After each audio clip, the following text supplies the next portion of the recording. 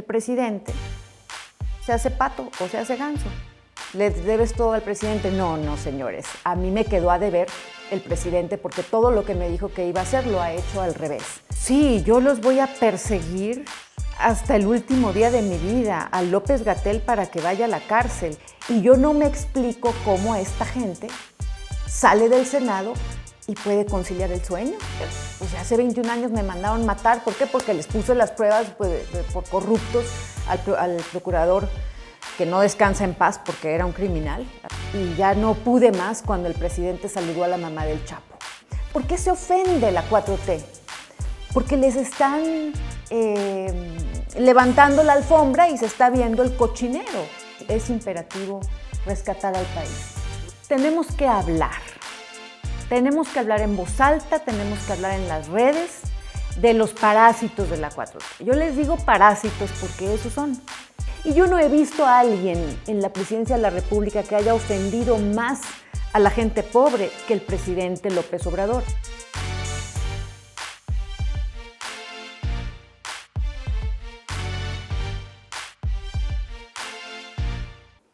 El país está necesitado de caras frescas, de nuevos liderazgos.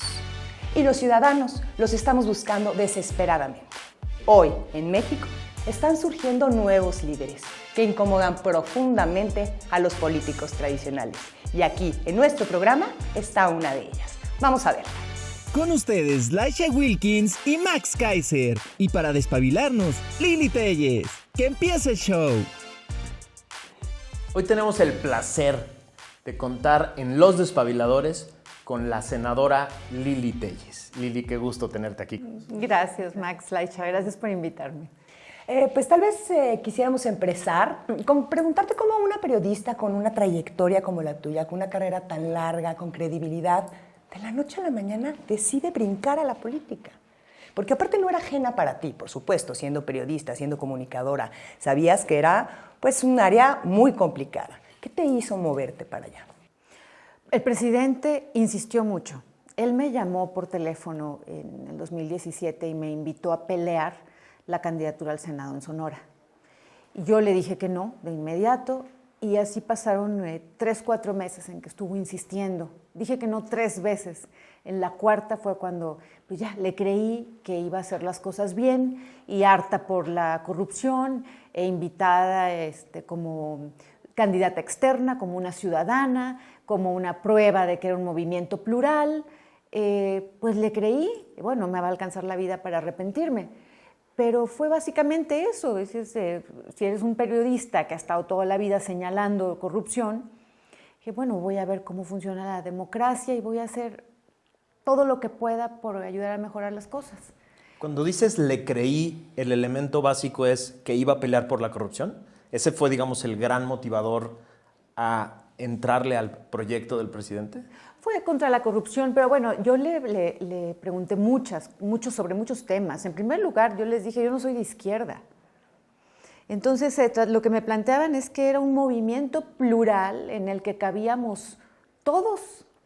Es que es muy fácil hablar a toro pasado, pero en aquel momento, pues obviamente en el país hartos por la corrupción de los sexenios pasados, que claro, ahora estamos peor, y ellos, AMLO y su gente, lo que planteaban era esto, un movimiento muy incluyente, en donde pues, tuviéramos varias formas de pensar, y creo que ya era una especie de prueba de que sí cabíamos personas diferentes.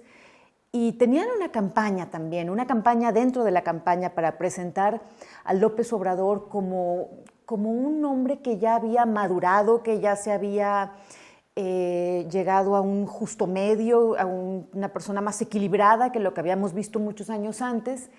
Y bueno, pues yo les creí que iban a hacer las cosas bien.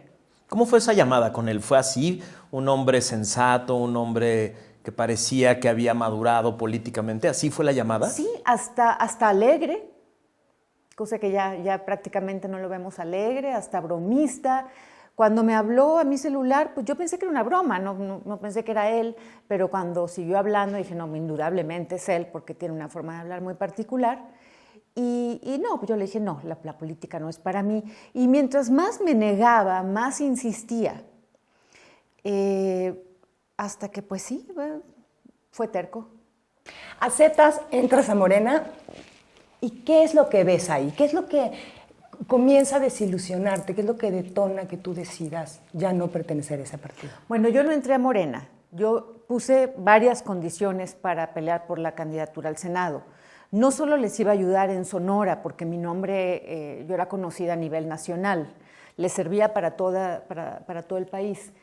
Y no es una plurinominal.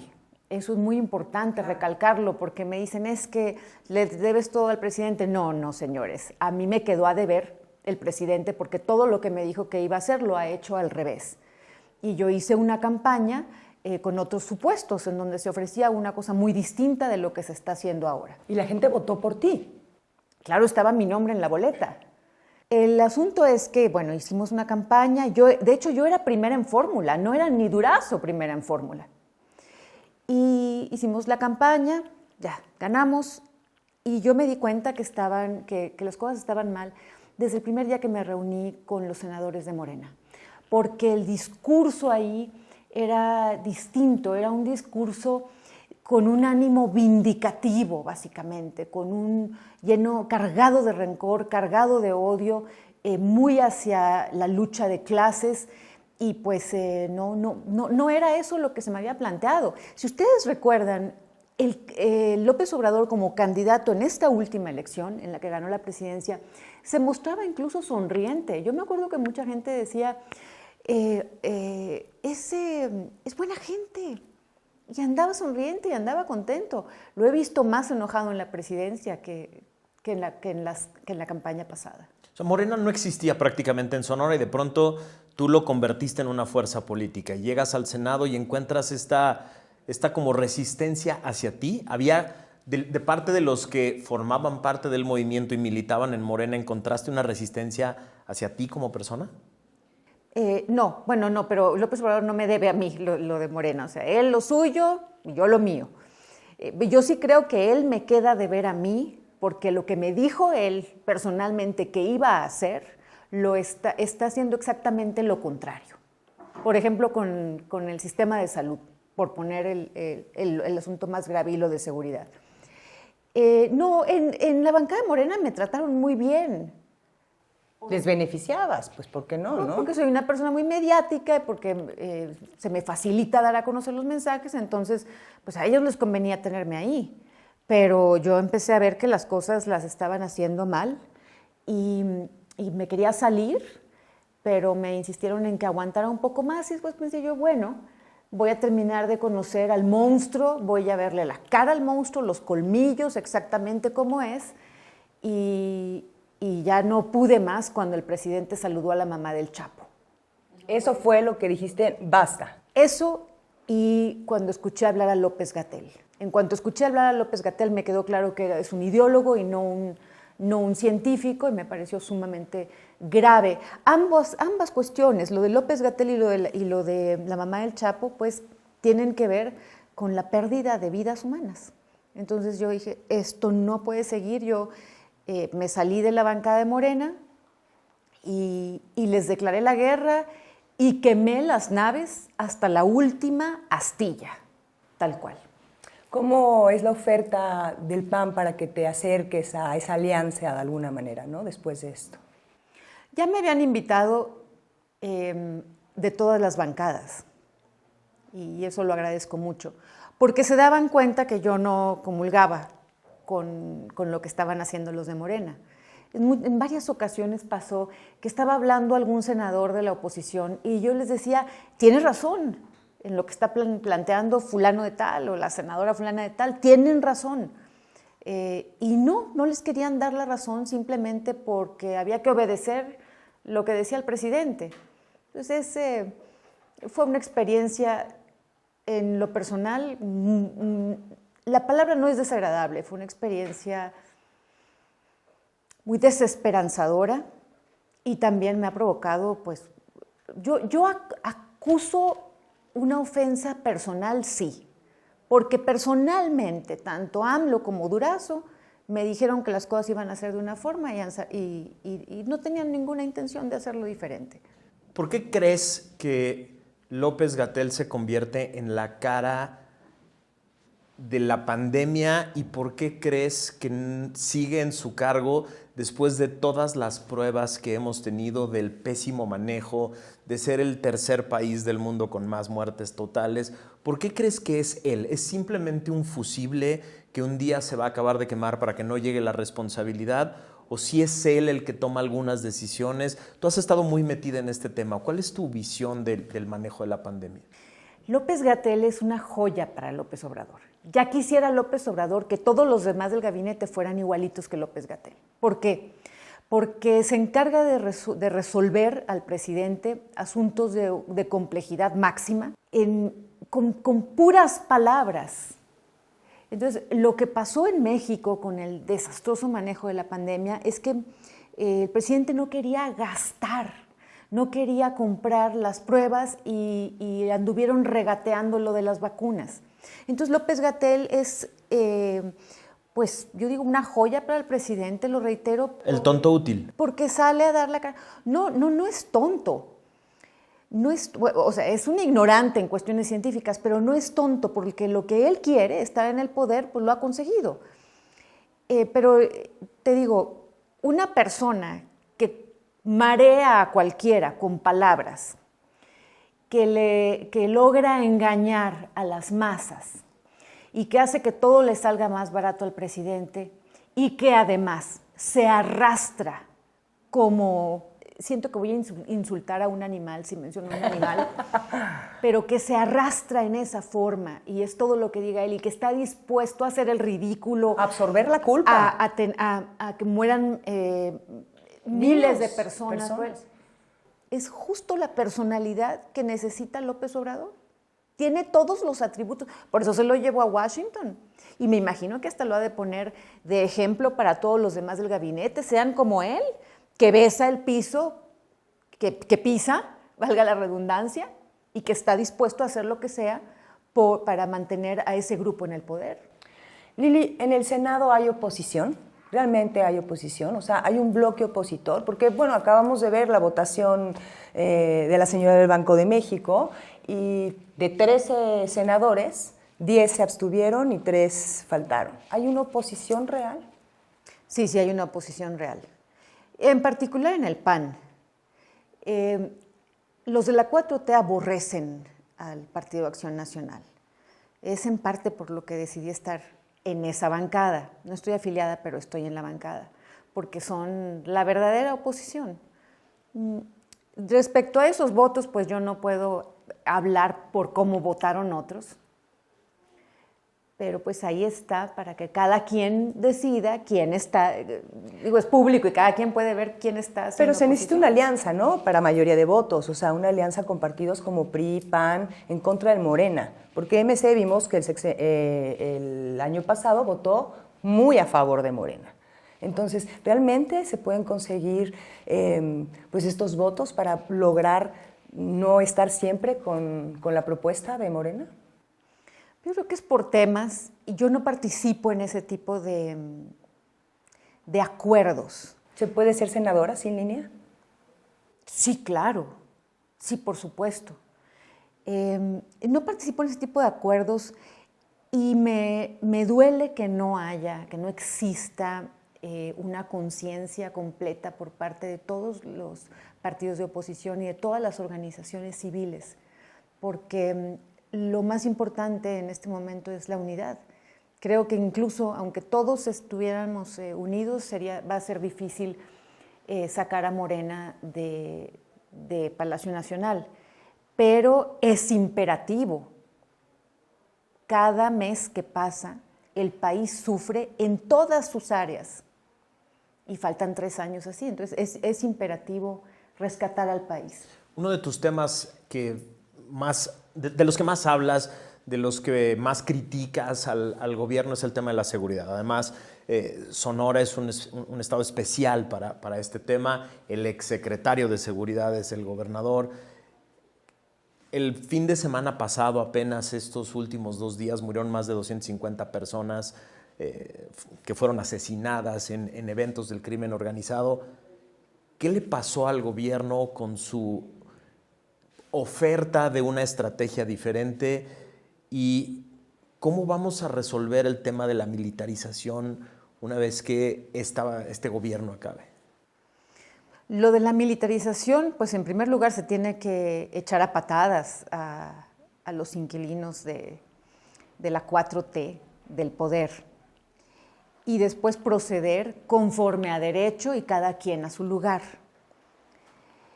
¿Y qué pasó respecto a la seguridad? Lo que pasó es que nunca fue claro el presidente López Obrador en cómo se iba a combatir. Decía abrazos, no balazos. Y pensábamos que se refería a un país en calma. Y todos queremos un país en calma.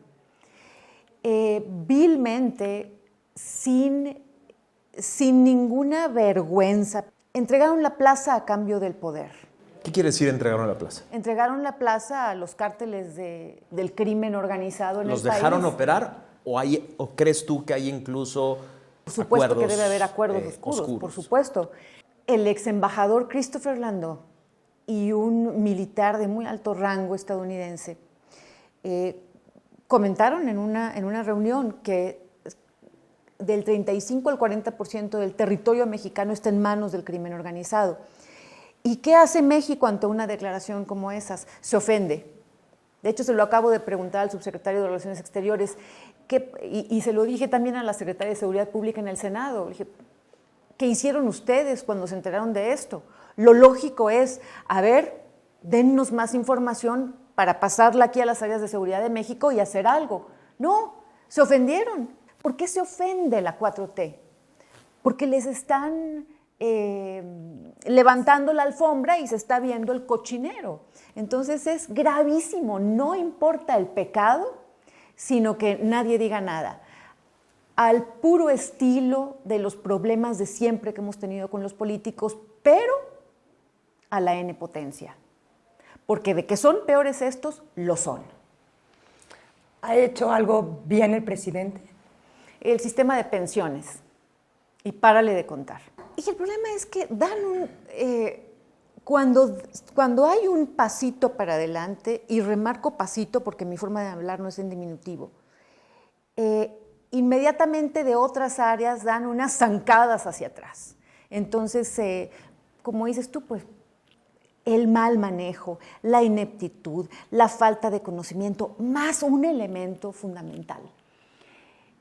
En términos generales, quienes integran la 4T son personas que no tenían carácter para aguantar los cañonazos del poder. Y esto lo digo empezando por el presidente de la República. No aguantó el cañonazo del poder, porque en el momento en que se vio todopoderoso, en el momento en que vio al ejército cuadrársele y pasar por enfrente todos los automóviles del ejército, generalmente los presidentes mexicanos ante eso se doblan.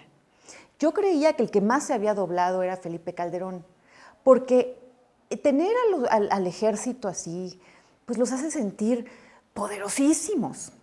Pocos lo resisten.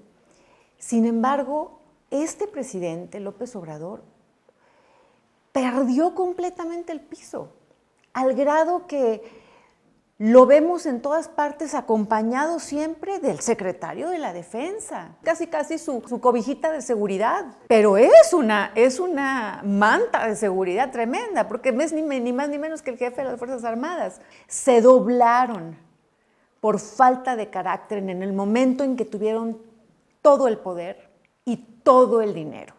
Es muy peligroso darle poder y dinero, esto es la cosa más vieja que existe en la historia de la humanidad, darle poder y dinero a una persona que no tiene carácter y que no está preparada, da el resultado que tenemos. Y ese es el común denominador de la 4T. No eres una política tradicional, pero ya te empieza a gustar la política, ya te empieza a gustar este mundo, empiezas a agarrarle el sabor y el gusto a ser una líder que pone temas sobre la mesa y que incomoda al presidente y que incomoda al fiscal general. ¿Ya te empieza a gustar esto? No, la política es un cochinero, es un lodazal. A mí me puede mucho haber puesto en juego la credibilidad que yo me había ganado como periodista para entrar a este ámbito. Pero no te vas a salir. Yo ya estaba acostumbrada a incomodar al poder. Pues hace 21 años me mandaron matar. ¿Por qué? Porque les puse las pruebas por corruptos al procurador, que no descansa en paz porque era un criminal, del Villar. Ya me habían mandado matar por eso. Entonces, yo disfrutaba como periodista exhibir, por supuesto que sí, como muchos otros compañeros, colegas que han hecho lo mismo, pero como periodista, ahora adentro no lo disfruto. Ahora aquí adentro me causa una gran preocupación porque son las vidas de millones de personas las que veo cómo se afectan desde el Senado sin ninguna conciencia. Con la mano en la cintura se desaparecen los fideicomisos, sale en la Comisión de Salud, es veneno puro. Yo los invito a que la vean. Quien presidía la Comisión de Salud quería ser gobernador de Nayarit. Entonces no hay tema. Es un fraude a la nación la Comisión de Salud en el Senado, porque yo llevaba los temas, desabasto de medicamentos, no falta nada. Oiga, es que es un desabasto como nunca. No. ¿Por qué? Porque el que preside la comisión quería ser gobernador y no le importa la vida de la gente. Y ya es gobernador. Y ahora estamos igual con el senador Américo Villarreal, que preside la comisión. Entonces llevo yo, porque acabaron hasta con el sistema de vacunas, que era de lo poco bueno que teníamos en México. Y llego con los temas importantes para el país y están en una bola de tonterías en la Comisión de Salud. Festejo el día del perrito, el día de no sé qué. No me puede gustar. Me preocupa, me quita el sueño. ¿Sientes la responsabilidad? Por supuesto que sí. Y yo no me explico cómo esta gente sale del Senado y puede conciliar el sueño. Por eso tal vez les urge autorizar lo de la marihuana, que es una locura todo las cantidades que quieren autorizarle a la gente. Y yo les decía porque en cuanto empezó el Senado empezaron con eso. La droga, la marihuana. Es que hay que pensar primero en medicamentos, en un sistema que pueda crear empleos, en la educación. No, la prioridad para ellos es que cada quien traiga toda la marihuana que se pueda. Con esta valentía que te caracteriza cuando subes a tribuna y dices las cosas como son, y has estado en una posición en donde has sido odiada por el gobierno y por los opositores. Has sido muy agredida en redes, has sido amenazada también. Eres madre, eres esposa. ¿Ha llegado un momento en el que sí hayas sentido que tu vida está expuesta? ¿Que de verdad has querido renunciar a lo que estás haciendo por temor a tanta agresión? Sí, ha habido momentos así. Ahorita todavía estoy esperando que el secretario de Gobernación mande la seguridad para mi hijo. Es increíble. Va más de un mes en que se la pedí y él contestó con esas cartas que no dicen nada, y ya le mandé una segunda carta. Y me parece tan injusto porque las agresiones en redes a mi hijo surgieron porque el presidente de la República dijo mentiras de mí en la mañanera. Y ahora que tiene que responder brindándole protección a mi hijo, el presidente se hace pato o se hace ganso. A él no le importa, y a su esposa, porque ellos tienen como escolta personal a toda la Marina y toda la Armada y todo el Ejército. Habla muy mal de ellos como personas que no me hayan mandado todavía, creo que ya van a ser 2 meses, la seguridad para mi hijo por un problema que provocaron las mentiras del presidente de México en la mañanera. Entonces sí, por supuesto que hay temores, porque soy una persona normal, no estoy enajenada con la política, y yo tendré que tomar decisiones. Es un tema que no puedo platicar aquí en público ahorita. Uno de los grandes dramas que acabas de hablar de él, que es el desabasto de medicinas, no solo es un tema de administración pública, como bien has mencionado, es un tema que ha provocado muertes y que pudo haberse evitado. Una democracia no se puede construir sin justicia. ¿Crees que esta puede ser una de tus causas, no solo el resolver el problema del desabasto de medicinas, sino el buscar que aquellas personas que lo provocaron acaben en la justicia? Sí, yo los voy a perseguir hasta el último día de mi vida, a López-Gatell para que vaya a la cárcel, por supuesto, y a otros que han desbaratado el sistema de salud. Han muerto, de hecho es comprobable, han muerto por todas las enfermedades muchas personas, porque el sistema de salud está destruido y por el desabasto de medicinas. Y vacunas. Porque no nada más de COVID, sino todas las vacunas como sarampión, como, ¿no? Muchas vacunas que exponen a los niños, tétanos, rabias, lo que sea, ¿no? Entonces, una de tus causas va a ser esa, la justicia. Arreglar el sistema de medicinas, de abasto de medicinas, pero también hacer justicia contra las personas que lo provocaron. Ahorita, desde la posición que tengo, lo único que puedo hacer es estarle diciendo, es exhibir y decirle a la gente lo que está pasando. Y, por supuesto, dejar en términos oficiales todos los exhortos, los puntos de acuerdo, para todos se niegan ellos porque pues, son cobardes, no pueden ir a dar la cara porque es indefendible lo que están haciendo. Y que quede un registro histórico, porque 3 años se van a ir muy rápido, yo termino en 3 años, se va a ir muy rápido, las cosas se van a poner peor, porque además dentro del gobierno están todos peleados, están pensando ya en el próximo gobierno, en fin, tenemos que prepararnos para años muy problemáticos. Vemos cómo sube la inflación, cómo hay desempleo, cómo sube la inseguridad, los índices de inseguridad, la carestía está por todas partes. Hace poco circuló el meme de los tomates que estaban más caros y que decía, usted votó por AMLO, no llore o algo así. Tenemos que prepararnos para estos 3 años en que, por lo general, a los 3 años, los presidentes de México, dado que la presidencia en México es hiperpoderosa en comparación con otras, a los 3 años cometen más errores, porque es un momento en que ya probaron tanto poder durante 3 años, perdón por repetirlo, y sienten que los 3 que les faltan todavía es mucho. Entonces, si analizamos a los últimos sexenios, es un momento muy peligroso para los ciudadanos, porque es cuando cometen excesos mayores, y podemos verlo con el presidente AMLO en las últimas semanas de una forma muy clara. Hice un exhorto para que el general secretario de la Defensa vaya al Senado, porque ya haber llegado al extremo de que el general secretario de la Defensa se haya tomado partido por el partido del presidente, eso es pasar un límite que no se habían atrevido, bueno, desde que había gobiernos de militares. Entonces, creo que es momento de prepararnos para ver excesos como este en otras áreas y momento de señalarlo con más ahínco. No podríamos culpar solamente a los políticos. Los ciudadanos somos partícipes de lo que sucede, somos un engranaje. Pero si bien es cierto que hoy hay una ciudadanía mucho más informada, mucho más exigente, mucho más vigilante, falta mucho todavía por hacer. ¿Qué le dirías a estos ciudadanos opositores? Y opositores me refiero a no estar en ningún partido, simplemente ser opositor de cualquier gobierno que atente contra su país y contra pues, sus beneficios, ¿no?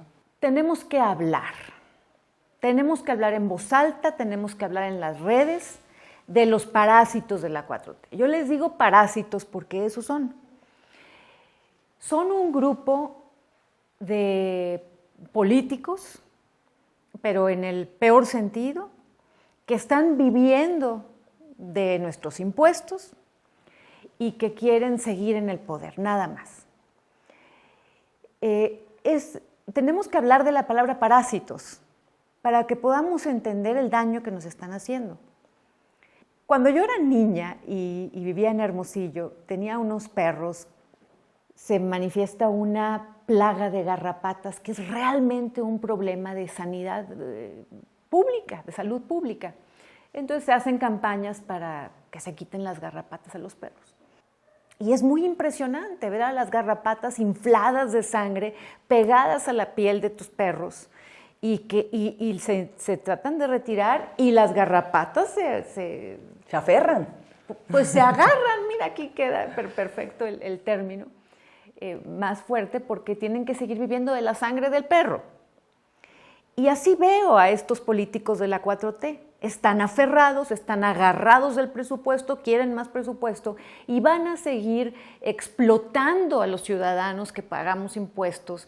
A mí se me ocurre, y lo estoy ya platicando con personas, con fiscalistas y con personas que le saben al asunto, se me ocurre empezar a hacer una resistencia civil dejando de pagar impuestos.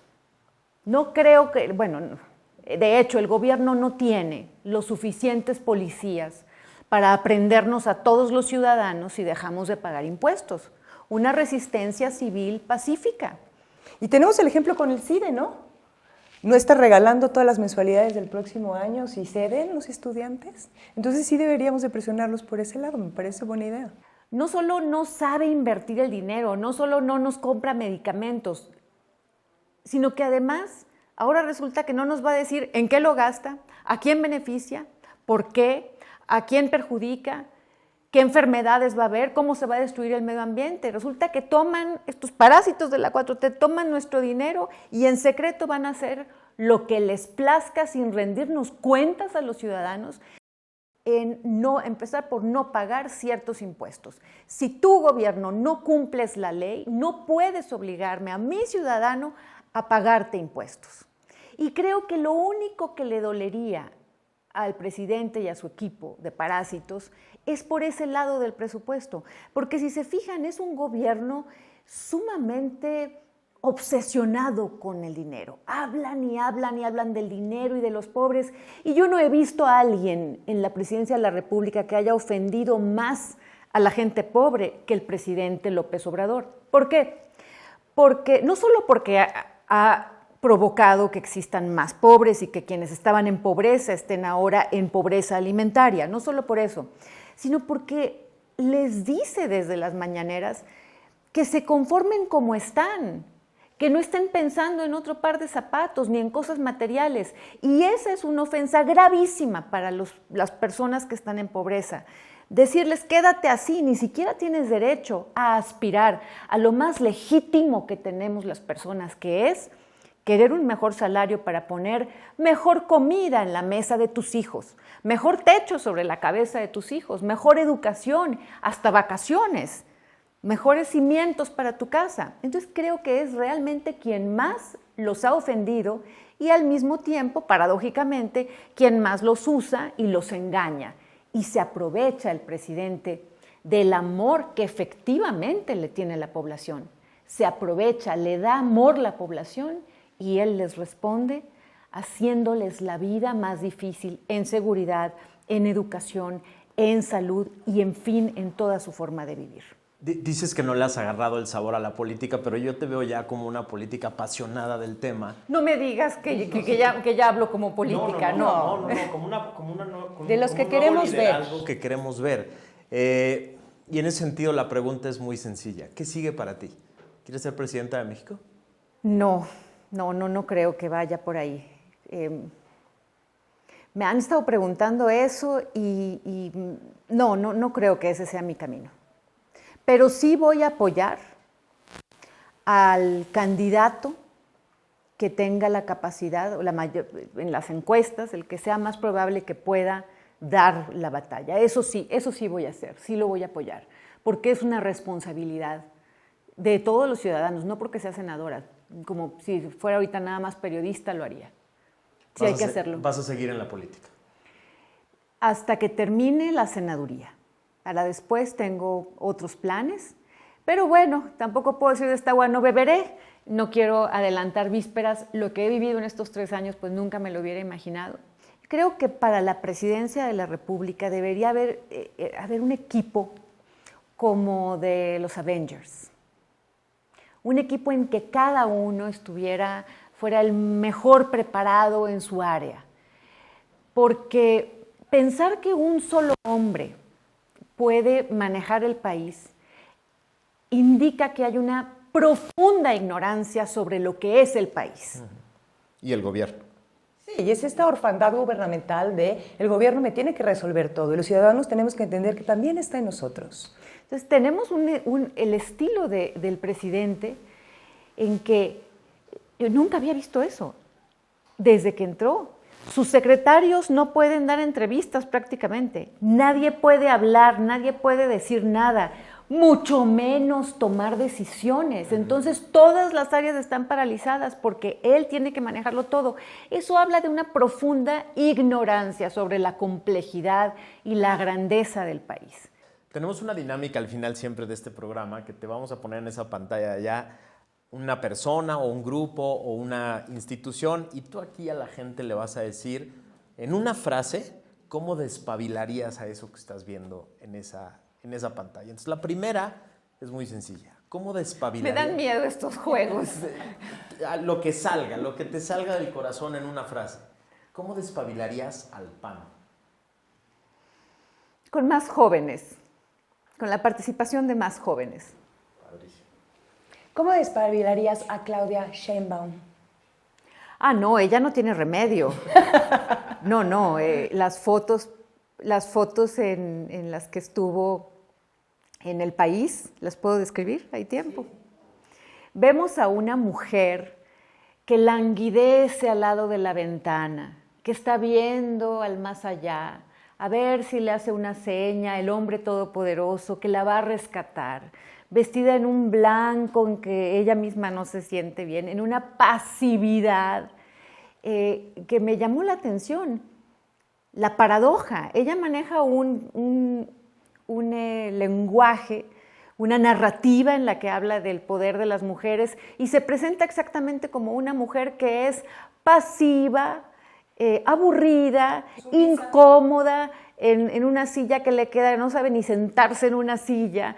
Creo que es exactamente el tipo de mujer pasiva, bien portadita, que no dice nada, que nada más le hace caso a lo que no se requiere en México. Entonces creo que no hay forma de despabilar de ninguna manera, porque no pudo ella ni siquiera ver las fotos y decir, no, pues ¿cómo voy a presentar esta imagen que parecía agua, inolora, incolora, insabora, cero?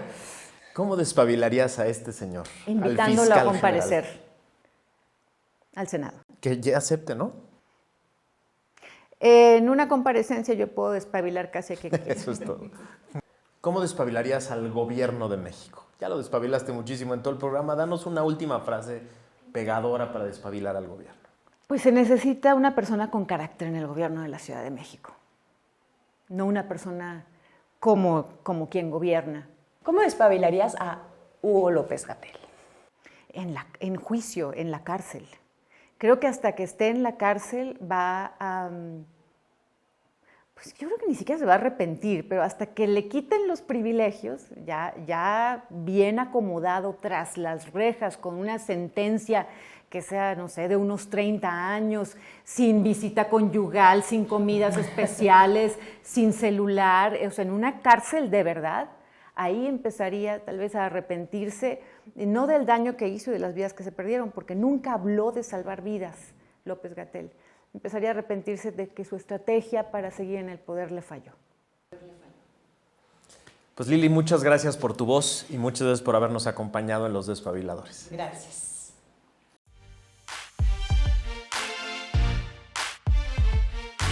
¿Cuáles son las 5 cosas que nos llevamos de esta entrevista con la senadora Lili Téllez? La primera, el movimiento al que le invitaron parecía un movimiento auténtico, que tenía las causas de la pobreza, el combate a la corrupción y a la inseguridad como causas de verdad. 2. Era un movimiento falso, nos dice Lili Téllez, porque sus integrantes son unos parásitos que están más preocupados por agarrarse del poder, por mantener el poder, que por sus electores. El 3. El gran fracaso de este gobierno es la inseguridad y no lo van a resolver porque no quieren cambiar. La 4. Lili Téllez dice, me voy a asegurar de que Gatell y su equipo acaben en la cárcel, reciban justicia por el desastre que provocaron en el sector salud y las muertes de las que son responsables. Y la 5. Sigue sin gustarle la política, pero está segura que quiere hacer algo por su país.